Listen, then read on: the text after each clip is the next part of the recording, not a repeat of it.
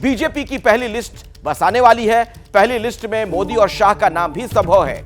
जो जानकारी हमें मिल रही है, सर्वे और होमवर्क के बाद लिस्ट आने वाली है। नमो ऐप के जरिए सांसदों का बाकायदा सर्वे करवाया गया है और हर क्षेत्र से 3 नाम कोर ग्रुप की बैठक में रखे गए। दिग्गजों ने मिलकर 3 में से एक नाम पर मुहर लगाई है।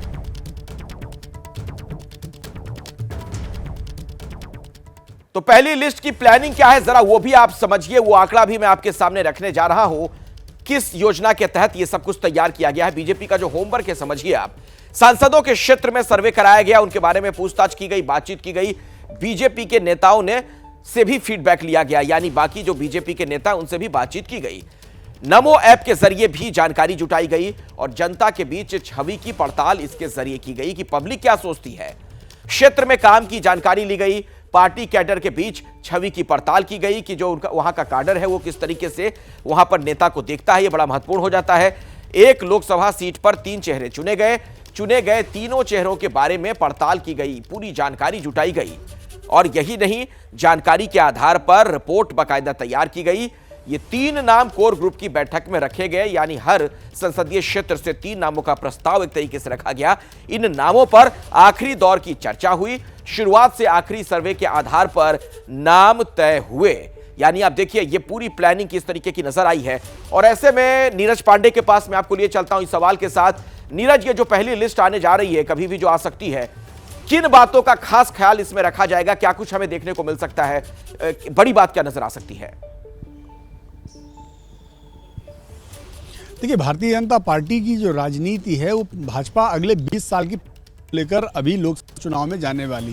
भाजपा का मानना है कि अगले 20 साल की राजनीति के हिसाब से लीडरशिप डेवलप करना है, यानी कि हर राज्य से कुछ ऐसे लोग जिनकी एज कम से कम 35 से लेकर 50 के बीच में हो, उनको तरजीह देने का प्रयास है। कुछ सीनियर लीडर्स को भी रिपीट किया जाएगा, क्योंकि भाजपा चाहती का समावेश किया है ताकि आने वाले समय में अगले 15 साल 20 साल की राजनीति में भारतीय जनता पार्टी के पास एक सीरीज ऑफ लीडरशिप हो।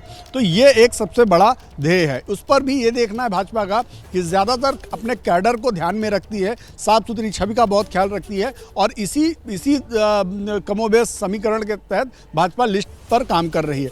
हमने देखा कि नमो ऐप का आपने जिक्र किया, नमो ऐप के जरिए भी हर संसदीय क्षेत्र से लोगों से मांगा गया फीडबैक कि आप अपने क्षेत्र में किसको अपने सांसद के रूप में चाहते हैं, वो नाम भेजिए। लोगों ने बहुत बढ़ चढ़कर नमो ऐप पे भी हिस्सा लिया। लेकिन ये कोई एक रास्ता नहीं है, कई ऐसे रास्ते हैं। यानी कि सर्वे रिपोर्ट्स हैं, पार्टी अपना अलग सर्वे कराती है, प्रधानमंत्री कार्यालय से अलग मतलब कई कह सकते हैं कई लेयर पर स्क्रूटनी हुई है। मैं आऊंगा नीरज आपके पास, आगे इस पर बातचीत करेंगे। लेकिन एक बड़ी खबर दर्शकों तक पहुंचा दें कि कई दिग्गजों के नाम कट सकते हैं। पहली लिस्ट में बड़े नामों का पत्ता कटना तय माना जा रहा है। यानी जो सर्वे किया गया, जो तमाम इस बारे में तफ्तीश की गई, तहकीकात की गई, उसके आधार पर यह जानकारी जुटाई गई। कई नाम कट सकते हैं। कानपुर से सत्यदेव पचौरी का टिकट कट सकता है। प्रयागराज से रीता बहुगुणा को टिकट मिलेगा या नहीं, इस पर संशय है।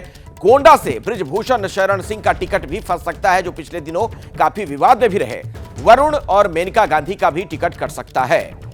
यही नहीं, खबर तो यह भी है कि दिल्ली में 7 में से 4 चेहरे बीजेपी बदल सकती है। जैसे ही घड़ी का काटा दोपहर 2:30 पे आए, बबीता जी का दिल सास बहू साजिश के लिए मचल जाए।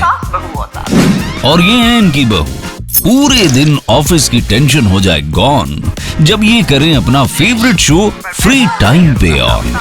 इनकी तरह आप भी देखिए अपना फेवरेट शो अपने टाइम पर और डाउनलोड कीजिए एबीपी लाइव ऐप अपने स्मार्ट टीवी पर।